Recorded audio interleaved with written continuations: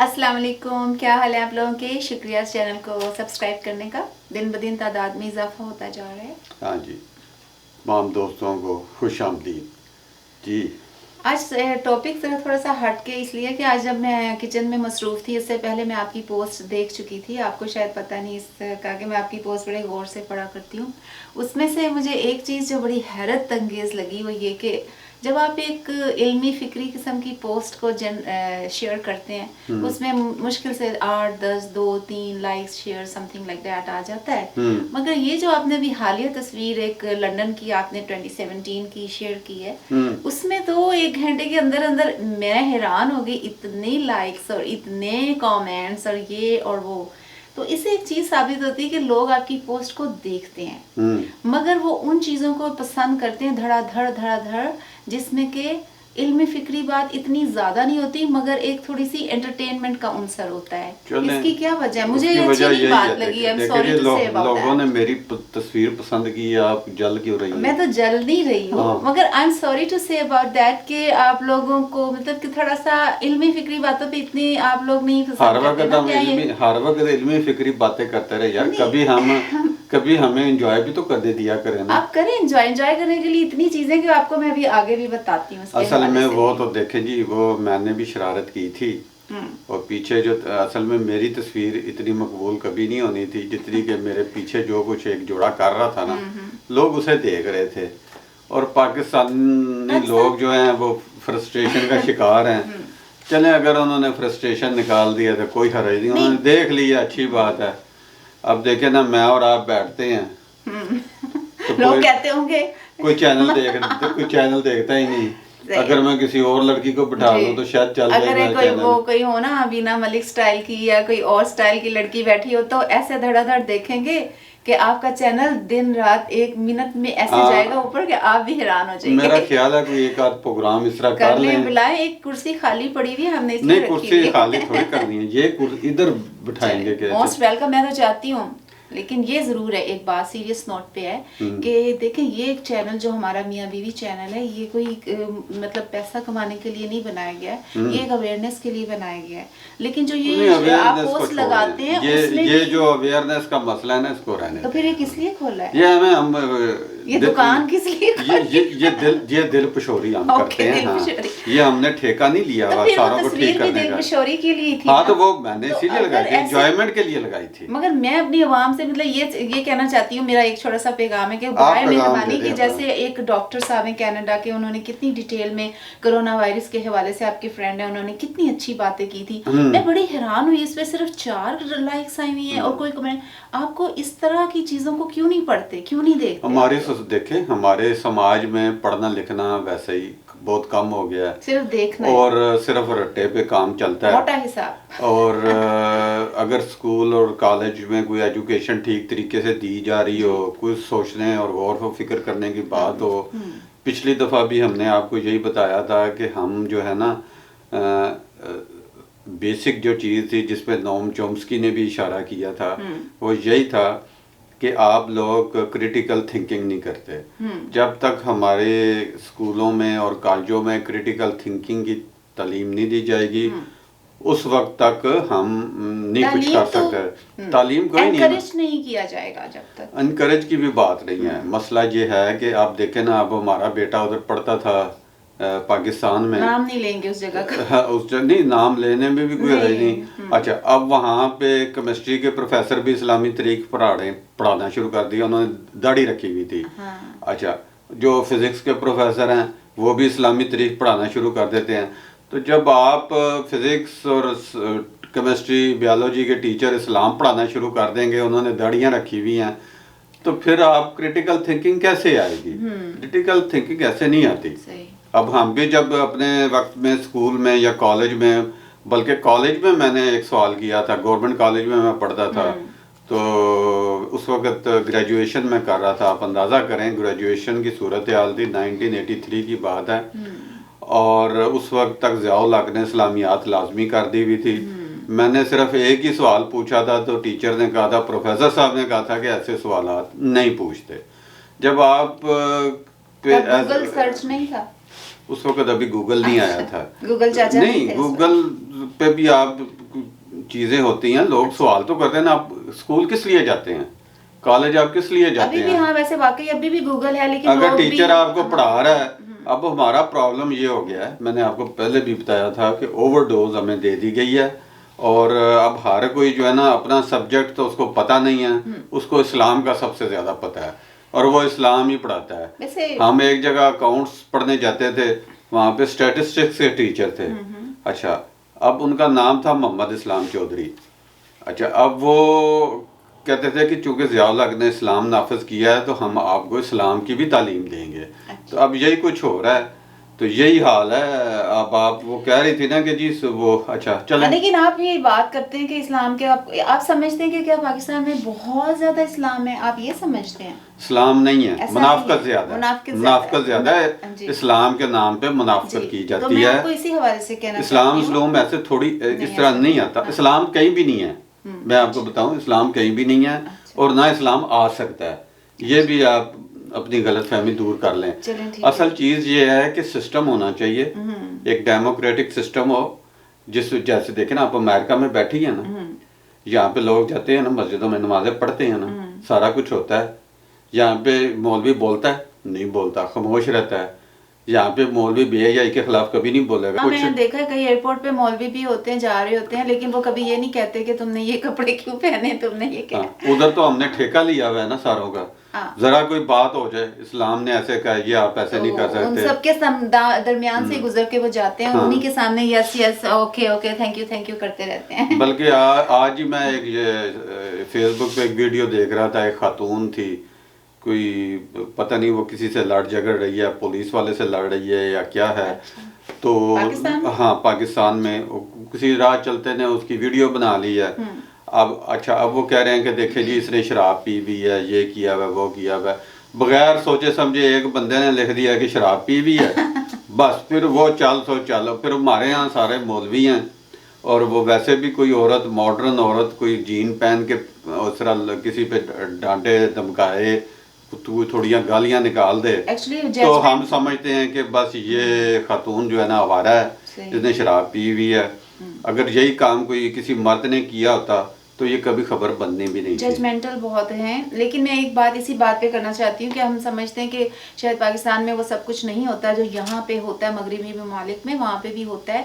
अब तो मैं ये आपको बताया कि बड़े नामवर फोटोग्राफर्स हैं, इरफान एहसन हो गए, ओपीएम हो गए, जो भी हैं उस्मान मुगल जो इनके नाम है, इस तरह के और भी बेशुमार फोटोग्राफर्स शुरू हो गए हैं जो अपने फोटो शूट्स करवाते हैं, ब्राइडल फोटो शूट्स जो कि जोड़ा अपने साथ करते हैं। मैंने उनको ये देखा है कि उन्होंने मशहूर होने के लिए अब क्या किया हुआ है, कि अगर मैं गलत कह रही हूँ तो सॉरी, बट मेरी अपनी एक ऑब्जर्वेशन है कि उन्होंने ये किया है कि अभी फोटो शूट्स इस तरह के करवाते हैं जो यहाँ पे भी आई थिंक नहीं करवाते हैं, इस तरह के पोजेज और समथिंग लाइक दैट। मीन्स के आप अपनी पॉपुलैरिटी में इजाफा करना चाहते हैं ना, लेकिन क्या यही सीन जब इंडियन मूवीज़ में होते हैं तो आप कहते हैं हम फैमिलीज़ के साथ बैठ के नहीं देख सकते ये सीन, मगर जब वही फोटोशूट्स में कर रहे होते हैं तो आप लोग अपनी फैमिलीज़ में वहाँ पे मौजूद होते हैं और वो देख रहे होते हैं अपने साथ। तो मैं पाकिस्तान की शादियाँ जो आजकल चल रहा है एक, उसको देख के बड़ी हैरान यहाँ पे भी होती हूँ कि ये डबल स्टैंडर्ड क्यों है। नहीं, हैरान ना हुआ करें, कोई डबल स्टैंडर्ड नहीं है। रियासत मदीना बनने जा कोई रियासत, फिर आपकी चक्कर है, आप रियासत मदीना के हक में हैं। नहीं, मैं कह रही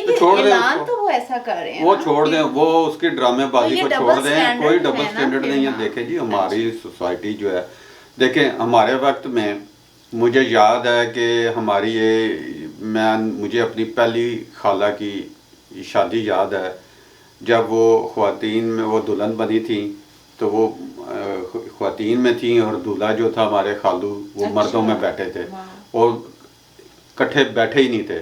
फिर ऐसा ऐसा तरक्की होती गई, एवोल्यूशन होता गया, वो लोग करीब करीब आते गए, और अब इंडिया का अब हम बेसिकली हमारा तो कोई कल्चर है कोई नहीं। बल्कि हमारी जब शादी थी अब तो हम देख भी नहीं रहे थे, हम एक दूसरे को नहीं, उस वक्त हम बैठे मुझे याद है आपने एक दफा ऐसे करके देखा था तो वो साथ में किसी ने कहा था कि वो देखो शोएब जो है वो अपनी दुल्हन को देख रहा है तो वो तब मायूब समझा जाता था ना। मायूब, हाँ। मगर ऐसा अब ऐसा नहीं अब ऐसा नहीं है तो अच्छी बात है। अच्छा। अब वो उनका कारोबार है, तो कारोबार करने के लिए कोई नई तो जिद्दत लानी पड़ती है ना। वैसे नहीं, ये कि अच्छी बात है, तो लेकिन ये बात एक है कि डबल स्टैंडर्ड की मैं बात कोई डबल स्टैंडर्ड नहीं है जी, जिसके पास पैसा है वो कर लेता है, जिसके पास नहीं है, बुनियादी बात वही मुनाफिकत है। गरीब आदमी नहीं अफोर्ड कर सकता फोटोग्राफर्स को लाना, वो खुद ही बेचारे खुद ही बच्चे वगैरह खुद ही आजकल तो मोबाइल बहुत ज़्यादा आ गए हैं, हर कोई मोबाइल लेके तस्वीरें भी बना रहा होता है और फिल्में भी बना रहा होता है। लेकिन पहले ऐसा नहीं होता था, मींस कि ये बहुत ज्यादा अभी ना फोटोग्राफर्स एक्चुअली कल्चर में इजाफा हो गया, इवेंट्स हो रहे हैं, सब कुछ हो रहा है, एक तरह से बड़ा वेस्टर्नाइज्ड हो गया। दुनिया जब मैं यहाँ पर देखती हूँ उसको बैठ के तो लगता नहीं है कि आप वेस्ट में बैठी हैं और पाकिस्तान को वेस्टर्नाइज नहीं होना चाहती। नहीं, ऐसी बात नहीं है, मींस के लोग फिर बात क्यों करते हैं कि वेस्ट ऐसा है, वेस्ट वैसा है। कोई बात नहीं, उनको करने दे, उनको भी कोई टॉपिक चाहिए होता है ना, मुनाफिकत है ना, मुनाफिकत ये तो एक हमारी लाइट सी बात हो रही थी। हम प्रोग्राम शुरू होने से पहले इस पे गुफ्तगू कर रहे थे, तो मैंने कहा थोड़ा सा अभी प्रोग्राम शुरू नहीं हमने किया, अभी एक्चुअली मैं बहुत सीरियस टाइम इतना ज्यादा हो गया करो जी कि 6 साल हो गए 150 जो स्टूडेंट्स थे एपीएस के उनको शहीद हुए। तो ये कत्ल पर शहादत के जो गुलाफ हैं, और ये क्या हो रहा है, और सबसे बड़ी बात क्या इंसाफ मिला है पेरेंट्स को? नहीं मिला। और कब मिलेगा? कभी भी नहीं मिलेगा। कहाँ है वो कातिल? कातिल फिर रहे हैं, हमारे इक़्तिदार में है। इक़्तिदार? हाँ, मसलन पाकिस्तान आर्मी जनरल, उनकी अपनी जंग थी, आपको अंदाजा नहीं है ना। नहीं, जिनके दौर में हुए उनको ही कम से कम यार पूरा इदारा मुलव्वस था ना, पूरा इदारा मुलव्वस था। असल में मसला ये था कि पाकिस्तान आर्मी के अंदर जंग चल रही है, ठीक है, इक़्तिदार की खींचातानी हो रही है, एक ग्रुप तालिबान को पसंद करता है, एक ग्रुप पसंद नहीं करता, और फिर उन्होंने उसका नतीजा ये निकला कि आपस की जो खाना जंगी थी वो घरों तक पहुंची है। अच्छा। और आप देखें सुप्रीम कोर्ट ने उस केस के ऊपर फैसला भी दिया है, और फैसले में ये लिखा है कि जी कातलों के जो हमायती थे वो अंदर थे। अब ये देखें ना कि जो APS है, आर्मी पब्लिक स्कूल, वो पेशावर कैंट में है, और कैंट की आपको पता है कि सिक्योरिटी कितनी होती है, जगह जगह चेक पोस्टें होती हैं, कैमरे लगे होते हैं। अब वो वहाँ से अगर वो जो भी कातिल आए हैं वो फौजी वर्दियों में आए हैं, चेक पोस्टों से गुजरे हैं, किसी ने चेक किया है, फिर उनके अंदर जो रिपोर्ट में लिखा गया है कि स्कूल के अंदर उनके हैंडलर्स या सहूलतकार मौजूद थे जिन्होंने उनको अंदर आने तक मदद दी। तो ये सब कुछ था, और ये सब कुछ एक आर्मी के ही एक ग्रुप ने किया था, तालिबान के जरिए किया था। सुप्रीम कोर्ट ने जवाब दिया है, फैसला सुनाया, तो उस पर अमल दरामद करना, अमल दरामद हम नहीं कर सकते, हम सिर्फ फैसले थोड़े थोड़े कर देते होते हैं। सुप्रीम कोर्ट का क्या फायदा है फिर? कोई फायदा नहीं, बस दिखावे के लिए हमने राख छोड़ी भी है। कभी कोई गवर्नमेंट आई तो उसको ठीक कर लेगी। एक आसफ अली जरदारी ने 18वीं तरमीम के जरिए उसको ठीक करने की कोशिश तो की थी, मगर हमारे हरदिल वज़ीर आज़म जो है नवाज शरीफ ने उसको मक्कू ठप दिया था। अब वो खुद उसका शिकार हो गए हैं। बहरहाल अब फिर अगर कोई पीपल्स पार्टी आती है तो शायद कोई जजों की तकर्री को ठीक तरीके से करेगी, क्योंकि जब तक जजों की तकर्री ठीक तक नहीं होगी ना, उस वक्त तक आप ये काम नहीं कर सकते। मगर आप ऐसे समझ रहे हैं जैसे हर जज बड़ा अच्छा आएगा, आपके ये ख्याल है? नहीं, ये बात नहीं है। देखें, जब मेरिट पे आप करते हैं काम और जजों को कोई फिक्र नहीं हो, तो फिर जज किसी अपनी मुलाजमत का फिक्र ना हो या किसी की चापलूसी करके वो नहीं आए जी, तो फिर वो इंडिपेंडेंट फैसले देते हैं। ठीक है। फिर दूसरी बात यह है कि आप ये क्यों तवक्को कर लेते हैं कि सिस्टम एकदम ठीक हो जाएगा। सिस्टम को ठीक होने में टाइम लगता है। कुछ जजेस जब तरीक़ेकार जजेस आएंगे, गवर्नमेंट पॉलिटिकल गवर्नमेंट चलेगी और दुरुस्त तरीके से चलेगी, तो फिर ऐसा सारी चीज़ें ठीक हो जाती हैं। तो फिर आप इमरान को क्यों नहीं टाइम दे रहे? इमरान को मैं तो चाहता हूँ इमरान को टाइम मिले, जितनी ज्यादा इसकी बेइज्जती हो सकती है और हो। अभी तो हो रही है ना, टाइम तो होने दे पूरा। नहीं तो बेइज्जती करने में क्या हर्ज है? वो क्या कर रहा है अब बताएं ना। वो देखें, वो टीवी एंकर उससे पूछ रही है कि भाई लोग खुदकुशियां कर रहे हैं, लोग मर रहे हैं, गुर्बत है, तो इसका क्या करना चाहिए? तो इमरान खान के पास जवाब भी कोई नहीं। भाई ये इलेक्शन से पहले वो इतनी बड़के मारता था कि मैं ये कर दूंगा, मैं वो कर दूंगा, या ऐसे कर दूंगा। 2.5 सालों में तो वो कुछ कर नहीं सका ना, कोई वो रोजगार के मौके बनाए हैं उसने, कोई नए रोजगार शुरू किए हैं। महंगाई हो गई है। क्यों हो गई है? इसीलिए हो गई है, इन्फ्लेशन बहुत ज़्यादा है। कहता था मैं भीख नहीं मांगूंगा, अब भीख मांग रहा है, सारा कुछ हो रहा है। तो वो करता रहे। मैं तो चाहता हूँ कि 5 साल गुजारे ताकि इसकी जितनी मिट्टी पलीत हो सकती है इसकी और इसको लाने वालों की वो हो।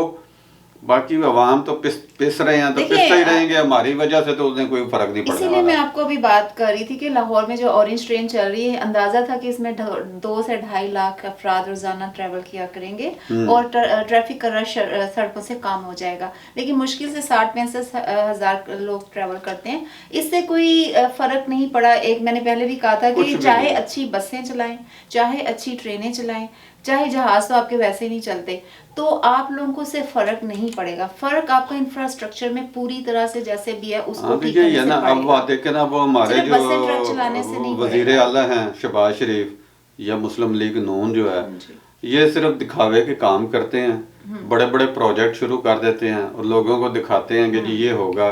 ये अंदाजे लगाए गए थे, अंदाजे लगाने में तो आप जितने मर्जी अंदाजे लगा लें। एक प्रोजेक्ट आप चलाने के लिए आप जितने मर्जी अंदाजे लगा लें कि जी इतने लोग होंगे, इतनी आमदनी होगी, प्रोजेक्ट चल जाए, उस पर जितना खर्चा हुआ है ना, उस पे अगर वो पूरे पंजाब में अगर इक्वली डिस्ट्रीब्यूट करके खर्चा करते ना तो ज्यादा बेहतर होना जी था। हाँ।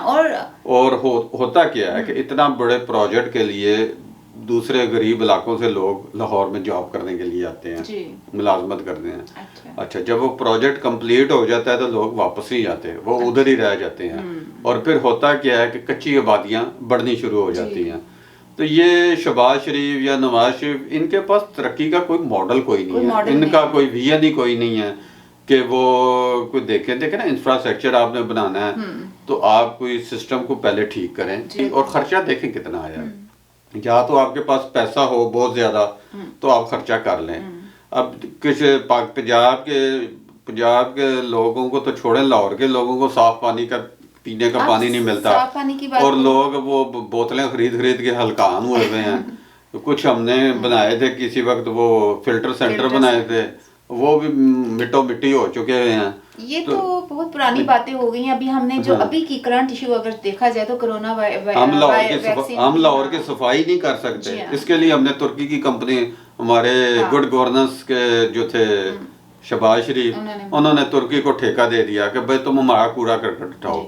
ये तो हाल है इनका। बात ये है कि अभी क्या करना है, जैसे कि सर्दियां हैं, गैस की कमी है, गर्मियों में बिजली की कमी होती है, कि इस चीज को अभी तक दूर करने की कोशिश ही नहीं की गई। मेरा ख्याल है कोशिश ही नहीं की गई, हमें जरूरत नहीं है। और अभी वैक्सीन है, मैंने सुना है कि 37 अरब डॉलर समथिंग की ये खरीदनी होगी पाकिस्तान को। तो अगर वो खरीदेंगे भी तो उनका कोई SOP नहीं है कि किस तरीके से, मतलब कि पाकिस्तान के पास पैसे ही नहीं है जी, उन्होंने खरीदने नहीं। 37 अरब रुपए का मसला नहीं है, पता नहीं 30 करोड़ डॉलर उन्होंने रखे हैं शायद, उसको 37 अरब रुपए बनते हैं कि नहीं बनते। बहरहाल वो भी पता नहीं सच है कि झूठ है, कोई पता नहीं। कैबिनेट इजलास में कह दिया गया है कि हमने खरीदनी है, वो पता नहीं किससे खरीदनी है, चाइना से खरीदनी है। चाइना से तो वो खरीद ही रहे हैं, चाइना ने तो उनको अपना गुलाम बना ही लिया है। अब आप देखें ना, अब वो सऊदी अरब वाला भी इशू देखें कि सऊदी अरब ने हमें 3 अरब डॉलर दिए थे। इन्होंने शुरू में आके मांगे थे कि बतौर जमानत हमें दे दें ताकि फॉरेन एक्सचेंज में वो पड़े रहे, वो इस्तेमाल हम नहीं कर सकते, वो हम इस्तेमाल करने की इजाज़त नहीं थी। अच्छा, अब हुआ ये कि वो इसलिए रखे गए थे ताकि IMF हमें कोई थोड़ा सा कर्जा दे दे, उन्हें पता हो कि उनके पास इतने पैसे पड़े हैं। अच्छा, उन्होंने पैसे दे दिए। अच्छा, अब चाहिए तो ये था कि अब सऊदी अरब से ताल्लुकात ख़राब हुए तो सऊदी अरब ने पैसे वापस मांगने शुरू किए, तो अब इनके पास पैसे ही नहीं थे। अब पहली बात तो ये है कि वो पैसे तो आप खर्च कर ही नहीं सकते थे, वो तो बतौर ज़मानत लिए थे, उनको तो आप खर्च नहीं कर सकते थे। इसका मतलब है कि वो खर्च हुए हैं, वो खर्च किधर हुए हैं इसका कोई पता नहीं है। ऑडिट कोई नहीं, वही डिफेंस एक्सपेंडिचर में ही चले जाता है सब कुछ। तो वो पहले उन्होंने 1 अरब जो है, अच्छा वो जो सऊदी अरब ने पैसे दिए थे वो मेरा ख्याल है बिला सूद थे या कोई बहुत ही कम सॉफ्ट टर्म पे था वो। अच्छा, अब हुआ क्या है, अब उससे भारी सूद लेके हम वो कर्जा वापस कर रहे हैं। यानी ये तो हमारी, फिर आप कहते हैं कि जी इमरान खान को पूरे वक्त करने दें। अब जो देखें उसने उसकी ये तो उसकी पॉलिसी है कि 2% वाला लोन वापस कर दिया है। 2% का लोन वापस करने के लिए उन्हें कुछ 10-15% पे नया लोन ले लेकिन लिया। अवाम को ये बात इसलिए नहीं, वो समझ रहे कितनी बड़ी कामयाबी का झंडा गाड़ा है, ऐसी बात नहीं है यार वो यूथ ही है, इसी तरह समझते यूथ रहते है? हैं। हाँ अच्छा चलें छोड़ें अच्छा इसको। नेक्स्ट ठीक है। हाँ। मैंने आपसे पूछना था कि जो टर्की है उसने इसराइल में अपना सफीर मुकर्रर किया है। हाँ आप कह रहे हैं कि पहले से था। उसके ताल्लुकात ओके, मेरे टर्की के तो मेरी पहले नजर से में ही ये हैं। खबर अब गुजरी थी तो उन्होंने उसके सफीर रिटायर हो गया, उन्होंने नया आ गया तो होना है। अगर पाकिस्तानी गवर्नमेंट भी ये हर चीज टर्की की अपनाने की कोशिश करती तो फिर वो इसराइल में अपना भी क्यों नहीं काम इस तरह से करती आगाज। यार ये पाकिस्तानी गवर्नमेंट का मसला है, हमने शुरू से इसराइल को एक दुश्मन बना के रखा हुआ है। अब इसराइल को तो पहली तो बात यह है कि इसराइल को पाकिस्तान की कोई ज़रूरत नहीं है, वो कुछ करता है या नहीं करता। ठीक है। और पाकिस्तान अगर इसराइल से ताल्लुकात बनाता है तो इसराइल से क्या लेगा, पहली तो बात यह है। इसराइल ने इनको पैसे तो देने को ही नहीं है, ठीक है। तो वो पाकिस्तान तो ताल्लुकात उससे बनाता है जहाँ से पैसे मिले उसे, या जहाँ से ना पाकिस्तान तिजारत कर सकता है कि इसराइल को कोई चीज़ एक्सपोर्ट करे, ना इसराइल पाकिस्तान के पास पैसे हैं कि इसराइल से कुछ ले सके। इसराइल ने मदद करनी कोई नहीं, उनसे टेक्नोलॉजी है। अब पाकिस्तान अगर इतना ही काबिल हो तो पहले बाकी मुल्कों से ताल्लुक भी बना ले। तो अमेरिका से ताल्लुकात बना के उसको क्या मिल गया है? ताल्लुकात के मामले में पाकिस्तान बहुत चीन से ताल्लुकात बना के उसने क्या ले लिया? असल में मसला ये है कि इसराइल से ताल्लुकात रखें या ना रखें उससे कोई फ़र्क नहीं पड़ता। असल चीज़ ये है कि पहले पाकिस्तान की रियासत का सिस्टम ठीक हो। और ये मैं पहले भी कई दफ़ा कह चुका हूँ कि डिफेंस एक्सपेंडिचर हमारी जो गुर्बत का और तबाही का ज़िम्मेदार जो है वो डिफेंस एक्सपेंडिचर है, वो जब तक कम नहीं होगा, ख़त्म नहीं होगा, उस वक्त तक हम आगे हमारे लिए ये मुमकिन ही नहीं है। जिससे मर्जी आप दोस्तियां कर लें, जिनसे मर्जी आप नाराजगियां कर लें, ये ठीक नहीं होने वाला काम। इवन जो पाकिस्तान से आए थे अदाकार, उनके तो आधे पैसे भी नहीं दिए, उसका भी कुछ चल रहा था सिलसिला, उसको हम छोड़ देते हैं, छोटी सी बात है। लेकिन एक बात अंदर खाते चल रही है कि कोई खुफिया दौरा हुआ इसराइल का, वो किसी ने नवाज शरीफ की टीम ने करवाया लंदन से। यार पता नहीं हुआ है या नहीं हुआ, ये हमें अफवाहें चलती हैं। अगर हो भी गया है तो इसमें कोई हरज नहीं है। खाम खा लोग अफवाहें उड़ाते रहते हैं। इसराइल में सनसनी खेजी बनाई हुई है। अगर किसी ने किया है तो कोई बात नहीं, पहले लोग करते रहे हैं। ज़ियाउल हक के दौर में भी हुआ है, जनरल मुशर्रफ के दौर में भी हुए होते रहे हैं, लोग जाते रहे हैं, आते रहे हैं, कोई बात नहीं। मगर वो बात वही है, अगर उन्होंने ये खुफिया जब कहते हैं ना तो ये एक सनसनी खेजी बनाते हैं, ऐसी कोई बात नहीं है। कर लिया ठीक तौर पे ही गए ना, तो मतलब भाई आप खुले आम तो नहीं ना जा सकते, इसलिए वो खुफिया तौर पे गए हैं। खुफिया काम करेंगे तो खुले आम के लिए कोई बात नहीं, रहने दें इसको। एक आपका मैं आर्टिकल पढ़ रही थी, आपका लिखा हुआ कोई रियाज की तरफ से तारीख, कल्चर और नजरियात की वापसी करने का मुतालबा। आपने पढ़ा है आर्टिकल? मगर मुझे समझ नहीं आई कि क्यों, और क्या ये मजाक है, ये सच है, आप क्या कह रहे हैं? इस पे आप खुद गौर करें, मैं बात नहीं कर रहा। हाँ, इसराइल वो सऊदी अरब ने कहा हमारी 1400 साल की तारीख वापस करो। हाँ, आपको नहीं पता? मुझे नहीं, इस पे गौर करें, ये जरा और तरह का मसला है। हाँ, इसको छोड़ दें, ये एक लंबी बहस हो जानी है। चलें जी, ये मामलात जरा और तरह के हैं, ये हम बाद में डिस्कस करेंगे। आज हमारी गुफ्तगू मेरा ख्याल है इतनी ही काफ़ी है। आपसे इजाज़त चाहते हैं। अल्लाह हाफ़िज़। अल्लाह हाफिज़।